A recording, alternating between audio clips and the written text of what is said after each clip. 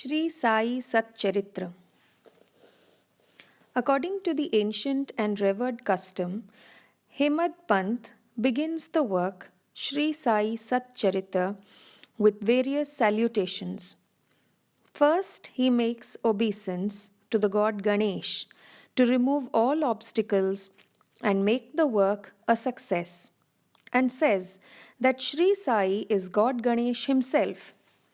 Then to goddess Saraswati to inspire him to write the work, and says that Shri Sai is one with this goddess and that he himself is singing his own life. Then to the gods Brahma, Vishnu, and Shankar, the creating, preserving, and destroying deities respectively, and says that Sai Nath is one with them, and he, the great teacher, will carry us across the river of worldly existence.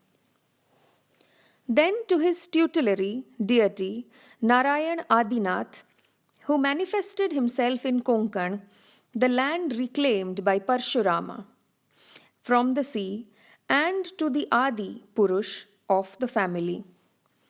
Then to Bharadwaj Muni, into whose Gotra he was born, and also to various rishis, Yajnavalkya, Bhrugu, Parashar, Narad, Vedavyas, Sanak, Sanandan, Sanat Kumar, Shuka, Shaunak, Vishwamitra, Vashishtha, Valmiki, Vamadev, Jamini, Vaishampayana, Nava Yogindra, etc., and also modern saints such as Nivrutti, Dhyanadev, Sopan, Muktabai, Janardhan, Ekanath, Namdev, Tukaram, Kanha, and Narahari, etc.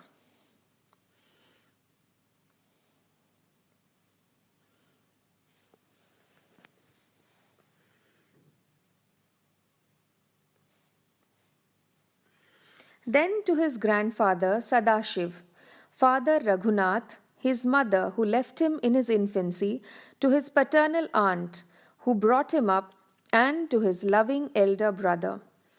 Then to the readers, and praise to them to give their whole and undivided attention to his work. And lastly to his Guru Shri Sai Nath, an incarnation of Shri Dattatreya, who is his sole refuge and who will make him realize that Brahma is the reality and the world is an illusion, and incidentally to all beings in whom the Lord dwells. After describing in brief the various modes of devotion according to Parashar, Vyasa, and Shandilya, etc., the author goes on to relate the following story.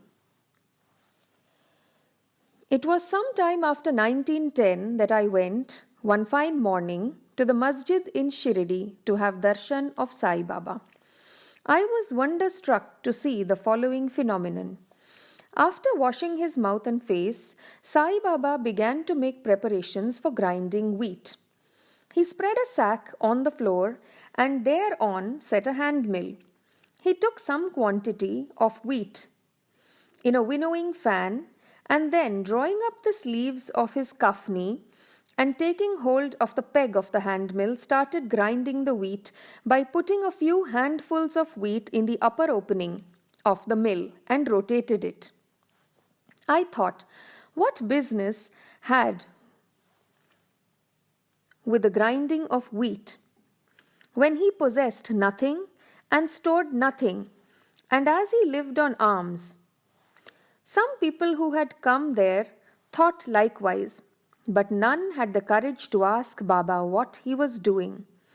Immediately the news of Baba grinding wheat spread into the village, and at once men and women ran to the masjid and flocked there to see Baba's act.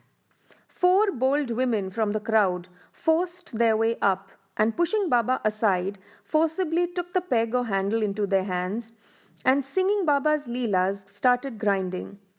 At first Baba was enraged, but on seeing the women's love and devotion, he was much pleased and began to smile. While they were grinding, they began to think that Baba had no house, no property, no children, none to look after, and he lived on alms, and therefore he did not require any wheat flour for making bread or roti. What will he do with this large quantity of flour? Perhaps as Baba is very kind, he will distribute the flour amongst us. Thinking in this way, and while singing, they finished the grinding. And after putting the handmill aside, they divided the flour into portions and began to remove them by taking one portion per head. Baba, who was calm and quiet up till now, got wild and started abusing them, saying, "Ladies, have you gone mad? Whose father's property are you looting away?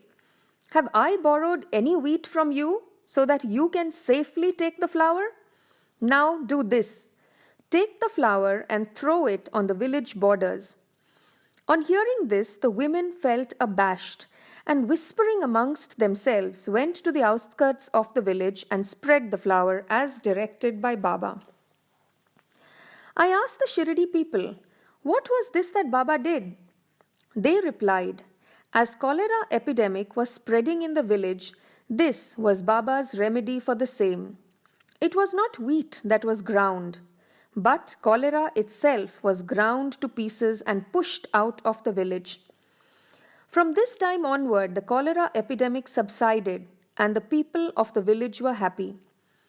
I was much pleased to know all this, but at the same time my curiosity was also aroused. I began to ask myself, what earthly connection was there between wheat flour and cholera? What was the causal relation between the two, and how to reconcile them? The incident seems to be inexplicable. I should write something on this and sing to my heart's content Baba's sweet Leelas. Thinking in this way about this Leela, my heart was filled with joy, and I was thus inspired to write Baba's life, the Sai Satcharita. And as we know, with Baba's grace and blessings, this work was successfully accomplished. Philosophical significance of grinding. Apart from the meaning which the people of Shirdi put on this incident of grinding wheat, there is, we think, a philosophical significance too. Baba lived in Shirdi for about 60 years, and during this long period, he did the business of grinding almost every day. Not, however, wheat alone, but the sins, the mental and physical afflictions, and the miseries of his innumerable devotees. The two stones of his mill consisted of karma and bhakti, the former being the lower one and the latter the upper one. The handle with which Baba worked the mill consisted of dhyan. It was the firm conviction of Baba that knowledge or self-realization is not possible unless there is the prior act of grinding of all our impulses, desires, sins, and of the three gunas, that is sattva, rajas, and tamas, and the ahankar, which is so subtle and therefore so difficult to get rid of. This reminds us of a similar story of Kabir, who, seeing a woman grinding corn, said to his guru, Nipatni Ranjan, I am weeping because I feel the agony of being crushed under this wheel of worldly existence, like the corn in the handmill. Nipatni Ranjan replied, Do not be afraid. Hold fast to the handle of knowledge of this mill, as I do, and do not wander far away from the same, but turn inward to the center, and you are sure to be saved. Bow to Shri Sai. Peace be to all.